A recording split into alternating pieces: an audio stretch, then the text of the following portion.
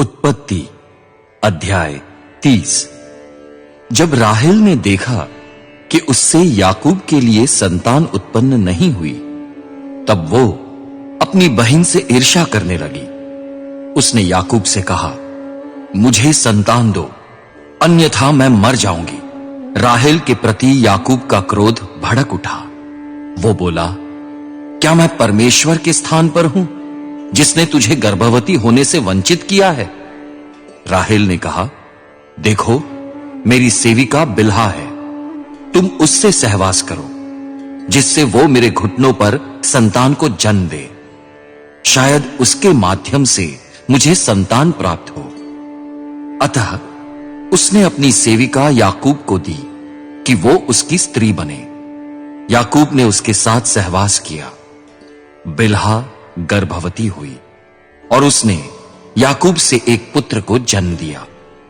राहेल बोली, परमेश्वर ने मेरे पक्ष में न्याय किया। उसने मेरी पुकार सुनी और मुझे एक पुत्र प्रदान किया। इसलिए उसने उसका नाम दान रखा। राहेल की सेविका बिल्हा पुनः गर्भवती हुई। उसने याकूब से दूसरे पुत्र को जन्म दिया। राहेल ने कहा, मैंने अपनी बहन के साथ कड़ा संघर्ष कर द्वंद्व युद्ध में विजय प्राप्त की है। अतः उसका नाम नफ्ताली रखा। जब लिया ने देखा कि उसके संतान होना बंद हो गया है, तब उसने अपनी सेविका जिल्पा याकूब को दी कि वो उसकी स्त्री बने। लिया की सेविका जिल्पा ने याकूब से एक पुत्र को जन्म दिया। लिया बोली, अहो भाग्य। अतएव उसने उसका नाम गाद रखा। लिया की सेविका जिल्पा ने याकूब से दूसरे पुत्र को जन्म दिया। लिया ने कहा, मैं कितनी धन्य हूं, स्त्रियां मुझे धन्य धन्य कहेंगी। इसलिए उसने उसका नाम आशेर रखा। गेहूं की कटाई के दिनों में रूबेन बाहर गया। उसे मैदान में दूदा फल मिले। वो उनको अपनी मां लिया के पास लाया। राहेल ने लिया से कहा, कृपया मुझे अपने पुत्र के दूदा फलों में से कुछ फल दो। लिया ने उससे कहा, क्या यह कोई साधारण बात है कि तूने मेरे पति को मुझसे छीन लिया? अब क्या तू मेरे पुत्र के दूदा फल भी छीन लेगी? राहेल बोली, तुम्हारे पुत्र के दूदा फलों के बदले में याकूब आज रात तुम्हारे साथ सो सकते हैं। जब संध्या समय याकूब खेत से आया, तब लिया उससे भेंट करने को बाहर निकली।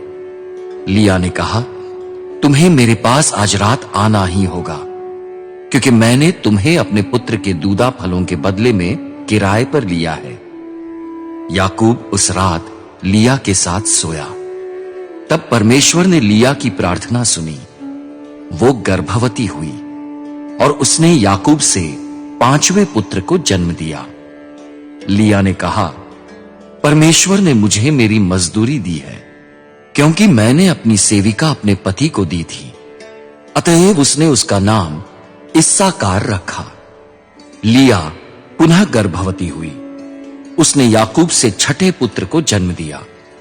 लिया बोली, परमेश्वर ने मुझे एक उत्तम वरदान से संपन्न किया है। अब मेरा पति मेरे साथ रहेगा, क्योंकि मैंने उसके लिए 6 पुत्रों को जन्म दिया है। अतः लिया ने उसका नाम जबूलून रखा। इसके पश्चात उसने एक पुत्री को जन्म दिया और उसका नाम दीना रखा। परमेश्वर ने राहेल को स्मरण किया। उसने उसकी प्रार्थना सुनी और उसके गर्भाशय को खोला। वो गर्भवती हुई और उसने एक पुत्र को जन्म दिया। वो बोली, परमेश्वर ने मेरी निंदा दूर कर दी।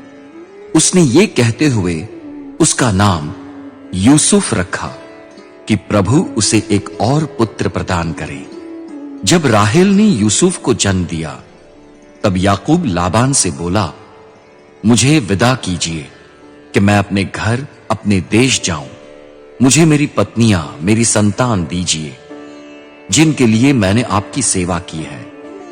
मुझे जाने दीजिए, क्योंकि जो सेवा मैंने आपकी की है उसे आप जानते हैं। लाबान ने उससे कहा, यदि तुम मेरा आदर सम्मान करते हो तो मुझे ये कहने दो। मुझे अनुभव से ज्ञात हुआ कि प्रभु ने तुम्हारे कारण मुझे आशीष दी है। अपनी मजदूरी बताओ, मैं उसे अवश्य दूंगा। याकूब ने उससे कहा, जो सेवा मैंने आपकी की है और जिस प्रकार आपके पशु मेरे साथ रहे हैं, उनके विषय में आप स्वयं जानते हैं। मेरे यहां आने के पहले आपके पास थोड़ी संपत्ति थी, पर अब वो कितनी बढ़ गई। जहां जहां मेरे पैर पड़े, प्रभु ने आपको आशीष दी। परंतु मैं अपनी घर गृहस्थी के लिए कब कार्य करूंगा? लाबान ने कहा, मैं क्या दूं? याकूब ने उत्तर दिया, आप मुझे कुछ मत दीजिए। यदि आप मेरा एक कार्य करें तो मैं आपकी भेड़ बकरियों को चराऊंगा और उनकी देखभाल करूंगा। मुझे आज अपनी सब भेड़ बकरियों के बीच में जाने दीजिए। मैं प्रत्येक चित्ती तथा चितकबरी भेड़ और काले मेमने को एवं बकरियों में से सब चित्ती तथा चितकबरी बकरियों को अलग करूंगा। ये ही मेरी मजदूरी होंगी।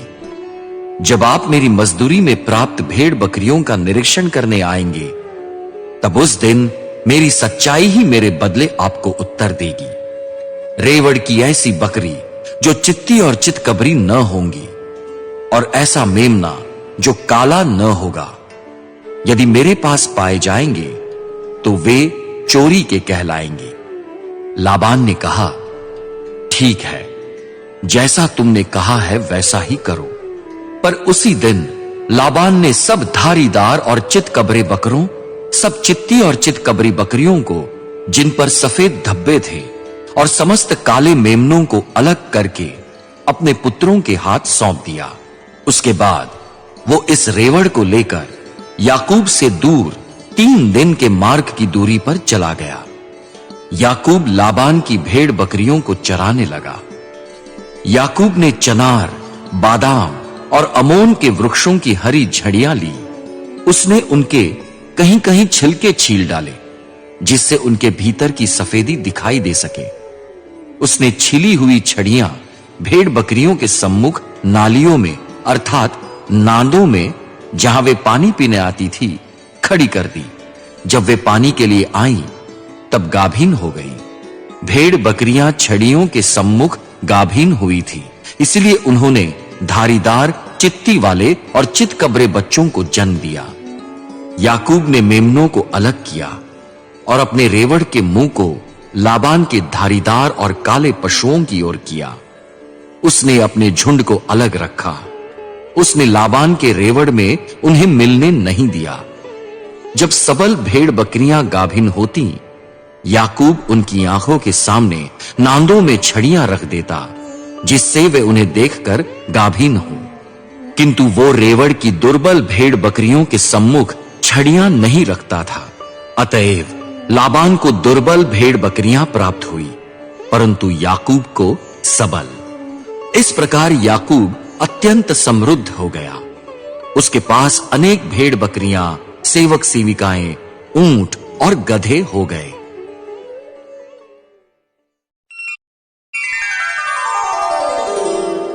उत्पत्ति अध्याय 31। याकूब ने सुना कि लाबान के पुत्र उसके विषय में ये बातें कह रहे हैं, याकूब ने हमारे पिता का सब कुछ छीन लिया है। हमारे पिता के धन से ही उसने ये सब धन संपत्ति अर्जित की है। याकूब ने लाबान के मुख को देखकर ताड़ लिया कि वो उसके प्रति पहले जैसा कृपालु नहीं रहा। तब प्रभु ने याकूब से कहा, अपनी पितृभूमि, अपने जन्म स्थान को लौट जा, मैं तेरे साथ रहूंगा। अतएव याकूब ने सेवक भेजकर राहेल और लिया को उस मैदान में बुलवाया जहां उसका रेवड़ था। याकूब ने उनसे कहा, मैं तुम्हारे पिता के मुख को देखकर अनुभव करता हूं कि वो मेरे प्रति पहले जैसे कृपालु नहीं रहे, पर मेरे पिता का परमेश्वर मेरे साथ है। तुम तो जानती हो कि मैंने अपनी पूरी शक्ति से तुम्हारे पिता की सेवा की है, तो भी उन्होंने मुझे धोखा दिया। और 10 बार मेरी मजदूरी बदली, परंतु परमेश्वर ने उनको मेरा अनिष्ट नहीं करने दिया। जब उन्होंने कहा, चित्ती वाले बच्चे तुम्हारी मजदूरी होंगे, तब सब भेड़ बकरियों ने चित्ती वाले बच्चों को ही जन्म दिया। जब उन्होंने कहा, धारीदार बच्चे तुम्हारी मजदूरी होंगे, तब भी सब भेड़ बकरियों ने धारीदार बच्चों को जन्म दिया। इस प्रकार परमेश्वर ने तुम्हारे पिता के पशु लेकर मुझे प्रदान किए।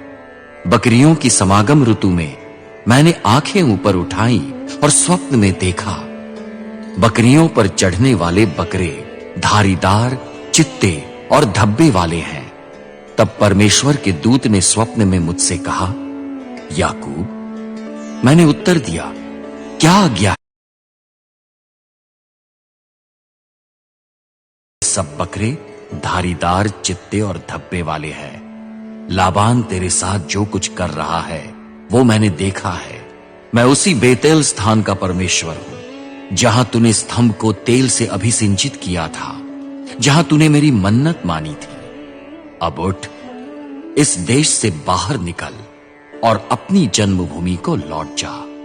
राहेल और लिया ने कहा, क्या हमारे पिता के घर में हमारा हिस्सा, हमारी पैतृक संपत्ति शेष है? क्या पिता ने हमें पराया नहीं समझा, हमें बेच दिया और हमारे मूल्य के रूप में जो कुछ प्राप्त हुआ उसे स्वयं खा गए? इसलिए जो संपत्ति परमेश्वर ने हमारे पिता से मुक्त की है वो हमारी तथा हमारे पुत्रों की है। अब जो कुछ परमेश्वर ने आपसे कहा है वही कीजिए। याकूब ने अपने बच्चों और पत्नियों को ऊंटों पर बैठाया। उसने अपने सब पशुओं को, अपने समस्त पशुधन को, जिसे उसने अर्जित किया था, जो पशु पद्दन अराम क्षेत्र में उसके पास थे, उन्हें कनान देश में अपने पिता इसहाक के पास ले जाने के लिए हाँका। लाबान अपनी भेड़ों का ऊन काटने गया था। राहेल ने अपने पिता के गृह देवताओं की मूर्तियां चुरा ली। इस प्रकार याकूब ने चतुराई से अराम वंशीय लाबान को पराजित किया। उसने लाबान पर प्रकट नहीं किया कि वो भागने वाला है, किंतु वो अपना सब कुछ लेकर भाग गया। उसने फरात नदी पार की और वो गिलआद के पहाड़ी प्रदेश की ओर चल पड़ा। जब तीसरे दिन लाबान को बताया गया कि याकूब भाग गया, तब उसने अपने 7 कुटुंबियों को लेकर याकूब का 7 दिन तक पीछा किया और गिलआद के पहाड़ी प्रदेश में उसके पीछे पीछे चला। परमेश्वर रात में अराम वंशीय लाबान के पास स्वप्न में आया और उससे कहा, सावधान, तू याकूब से भला बुरा कुछ मत कहना। लाबान ने याकूब को पकड़ लिया। याकूब ने अपना तंबू पहाड़ पर गाड़ा था। लाबान ने भी अपने कुटुंबियों के साथ गिलाद की पहाड़ी प्रदेश में पड़ाव डाला। वो याकूब से बोला, यह तुमने क्या किया? तुमने मुझे धोखा दिया। तुम मेरी पुत्रियों को ऐसे हाँक कर ले आए मानो वे तलवार के बल पर बनाए गए बंदी हो। क्यों तुम चुपके से भाग आए? तुमने मुझे धोखा क्यों दिया? तुमने मुझे क्यों नहीं बताया? मैं तुम्हें गीत गाते, मृदंग और सितार बजाते आनंद से विदा करता। तुमने मुझे अपने पुत्र पुत्रियों को विदाई का चुंबन तक देने नहीं दिया। तुमने मूर्खतापूर्ण कार्य किया है। तुम लोगों का अनिष्ट करने की शक्ति मेरे हाथ में है। किंतु तुम्हारे पिता के परमेश्वर ने पिछली रात में मुझसे कहा, सावधान, तू याकूब से भला बुरा कुछ मत कहना। संभव है कि तुम अपने पिता के घर पहुंचने की प्रबल इच्छा के कारण भाग आए, किंतु तुम मेरे गृह देवताओं की मूर्तियां क्यों चुरा लाए? याकूब ने लाबान को उत्तर दिया, मैं डर गया था। मैं सोचता था कि कहीं आप अपनी पुत्रियां मुझसे बलपूर्वक छीन न ले। जिस किसी के पास आपके गृह देवताओं की मूर्तियां मिलेंगी वो जीवित नहीं रहेगा। आप मेरे और अपने कुटुंबियों के सामने बतलाइए कि मेरे पास आपकी कौन सी वस्तु है, तब आप उसे ले लें। याकूब नहीं जानता था कि राहेल ने गृह देवताओं की मूर्तियां चुराई है। अतः लाबान याकूब के तंबू में गया, उसके बाद वो लिया के तंबू में गया और फिर वो दोनों सेविकाओं के तंबुओं में गया, पर उसे मूर्तियां नहीं मिली। तत्पश्चात वो लिया के तंबू से बाहर निकला और राहेल के तंबू में आया। राहेल गृह देवताओं की मूर्तियां ऊंट की काठी में छिपाकर स्वयं उन पर बैठ गई थी। लाबान ने पूरे तंबू में ढूंढा, पर वे उसे नहीं मिली। राहेल अपने पिता से बोली, पिताजी, क्रोध न करें, मैं आपके सम्मुख खड़े होने में असमर्थ हूं, मुझे मासिक धर्म हो रहा है। इस प्रकार लाबान ने ढूंढा, पर उसे गृह देवताओं की मूर्तियां नहीं मिली। अब याकूब का क्रोध भड़क उठा, उसने लाबान को झिड़का। उसने लाबान से कहा, मेरा अपराध क्या है, मेरा पाप क्या है कि आपने उत्तेजित होकर मेरा पीछा किया? यद्यपि आपने मेरे सब सामान की तलाशी ली, पर आपको मेरे घर की सामग्री में क्या मिला? उसे मेरे कुटुंबी तथा अपने कुटुंबी जनों के सामने रखिए, जिससे वे हम दोनों का न्याय करें। मैं 20 वर्ष तक आपके साथ रहा। इस अवधि में आपकी किसी भेड़ अथवा बकरी का गर्भपात तक नहीं हुआ। मैंने आपके रेवड़ के मेंढों का मांस तक नहीं खाया।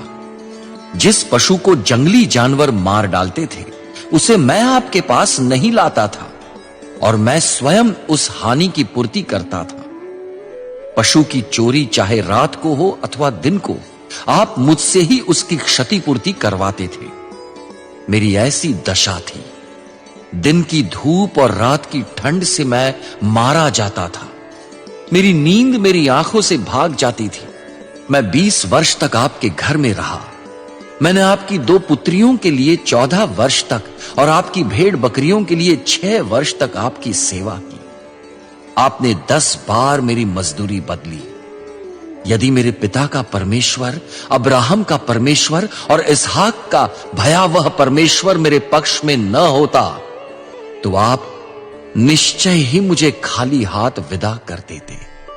परमेश्वर ने मेरी पीड़ा और मेरे हाथों के परिश्रम को देखा और पिछली रात आपको डांटा।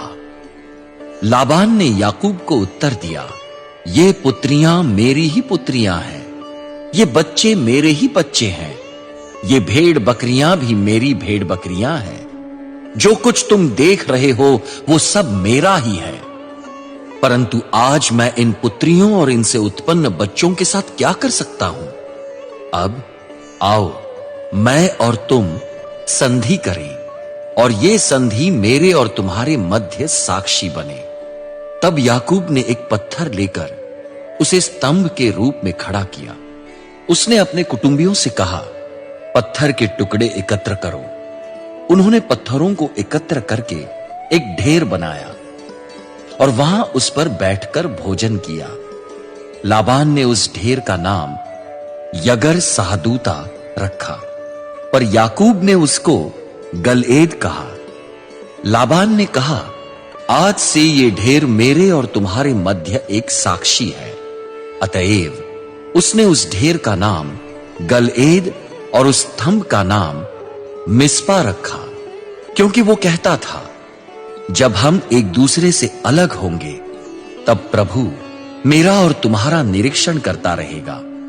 यदि तुम मेरी पुत्रियों के साथ दुर्व्यवहार करोगे, यदि तुम मेरी पुत्रियों के अतिरिक्त अन्य स्त्रियों से विवाह करोगे, तो देखो, यद्यपि कोई मनुष्य हमारे साथ नहीं रहेगा, तथापि मेरे और तुम्हारे मध्य परमेश्वर साक्षी रहेगा।